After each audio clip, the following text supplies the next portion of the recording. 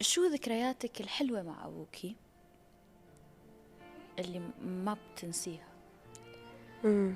شوفي، أنا بعد ما فقدت بابا آه صرت لا إراديا أتذكر كل لحظة معه. والله يمكن لو هو هلأ معي يمكن كنت نسيت هذيك اللحظات، بس لأنه راح مني بتذكر كل شيء. كثير في ذكريات بيني وبين بابا، عن جد كثير كثير. أنت قلتي فقدت، والكلمة هاي استوقفتني. هل أنت فقدتي الأمل أنه يرجع، ولا تحسي بعد عندك أمل أنه يجي يوم ويرجع؟ مستحيل أفقد الأمل. مستحيل.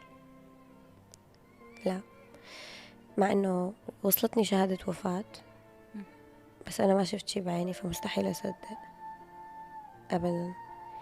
دايما بيكون عندي هالأمل أنه ممكن أشوفه يوم من الأيام.